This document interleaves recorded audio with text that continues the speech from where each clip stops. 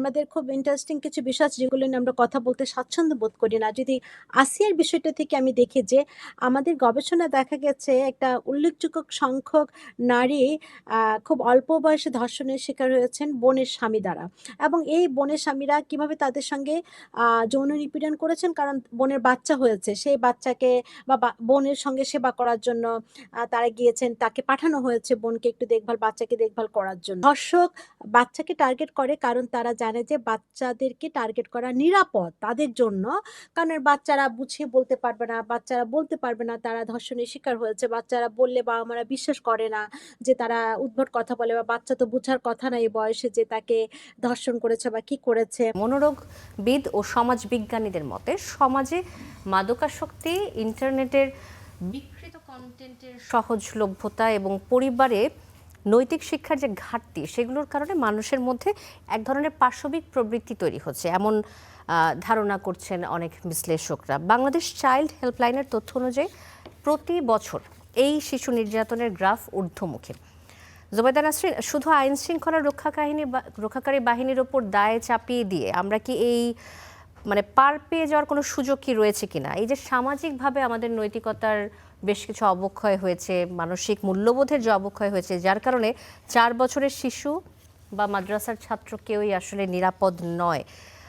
সামাজিক পুনর্গঠন, নৈতিক শিক্ষার জাগরণ এবং রাষ্ট্র সামাজিক নিরাপত্তার জন্য আসলে এই মুহূর্তে সমাজের এই অবস্থায় আমাদের কি করণীয় রয়েছে? জুবাইদা নাসরিন। ধন্যবাদ। আমাকে শুনতে পাচ্ছেন নিশ্চয়ই? আমাকে শুনতে পাচ্ছেন? আমি শুনতে পাচ্ছি। জি। সম্ভবত আমি একটু ভিন্ন পার্সপেক্টিভ থেকে বিষয়টাকে, আলোচনাটাকে এগিয়ে নিতে চাই। এবং সেই ভিন্ন পার্সপেক্টিভের ভিত্তি হলো আমাদের করা একটি গবেষণা। আপনার বছর ৩ আগে ঢাকা বিশ্ববিদ্যালয়ের একটি গবেষণায় আমি এবং আমার একজন সহকর্মী, আপনার সাইকোলজি বিভাগের শিক্ষক ডক্টর সেলিম হোসাইন একটি গবেষণা করেছি আসলে, যে কেন আসলে বাচ্চাকে ধর্ষণকারীরা টার্গেট করে। মানে কেন একটা মেয়ে শিশুকে টার্গেট করে, আসলে একটু ভিন্ন প্রেক্ষাপট থেকে আমরা দেখার চেষ্টা করেছি যে ধর্ষকের সাইকোলজি কি একটা বাচ্চাকে রেপ করার ক্ষেত্রে। আকিজ এসেনশিয়াল সরিষার তেল, স্বাদে ঘ্রাণে সেরা। তো সেখানে খুব এই গবেষণাটি করার ক্ষেত্রে আমাদের অত্যন্ত ভিন্ন অভিজ্ঞতা এবং অত্যন্ত বারবার আমাদের গবেষণা পদ্ধতি পরিবর্তন করতে হয়েছে, এবং আমরা ভিন্নভাবে দেখার চেষ্টার কারণে নানা রকম ঝুঁকিও ছিল। তো অনেকগুলো বিষয় আছে। একটি হলো যেগুলো আসলে সমাজে আলোচিত হয় না, কিন্তু আলোচনা করা দরকার, সেগুলোর উপর আমরা আলোকপাত করেছি। একটি হলো যে প্রথমতই যখন একটা বাচ্চাকে টার্গেট করা হয়, এবং ধর্ষক বাচ্চাকে টার্গেট করে কারণ তারা জানে যে বাচ্চাদেরকে টার্গেট করা নিরাপদ তাদের জন্য।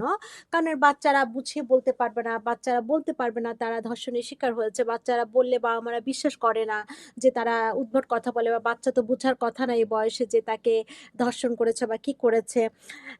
এটা একটা কারণ।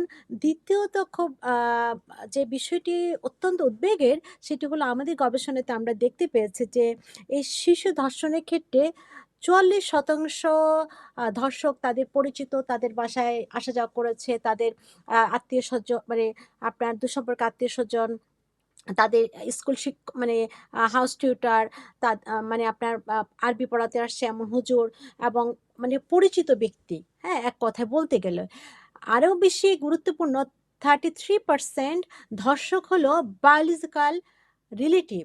অর্থাৎ যে বাচ্চার একেবারে জৈবিক আত্মীয়-স্বজনরাই দ্বারাই তিনি ধর্ষণ অথবা নানা ধরনের যৌন নিপীড়নের শিকার হয়েছেন।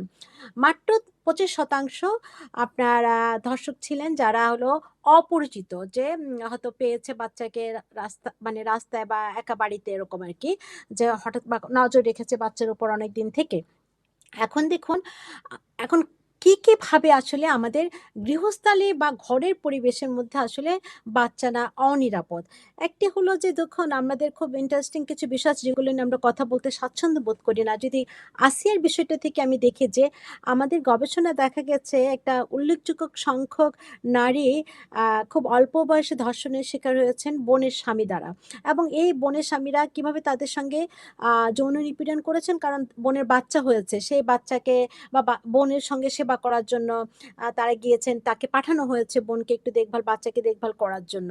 তো এটাই তো খুব বিষয় যে এই সময়টা এই বিষয় নিয়ে কি কথা বলতে স্বাচ্ছন্দ্য বোধ করে না। কারণ বাবা-মাকে হয়তো সে বলেছে, বাবা-মারা ২ টা মেয়ের ভবিষ্যতের কথা চিন্তা করে বিষয়গুলো নিয়ে কথা বলেনি। কারণ এখানে আ আপনার ২ টো মেয়েরই ভবিষ্যৎ জড়িত আছে। এবং এটা পারিবারিক সম্মানের সঙ্গে জড়িত।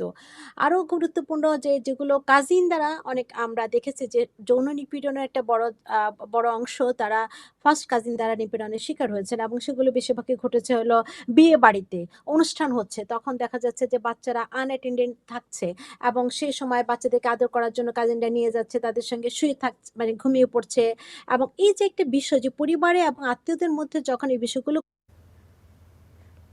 জি, আমরা বিষয়টা বুঝতে পেরেছি মনে হয়।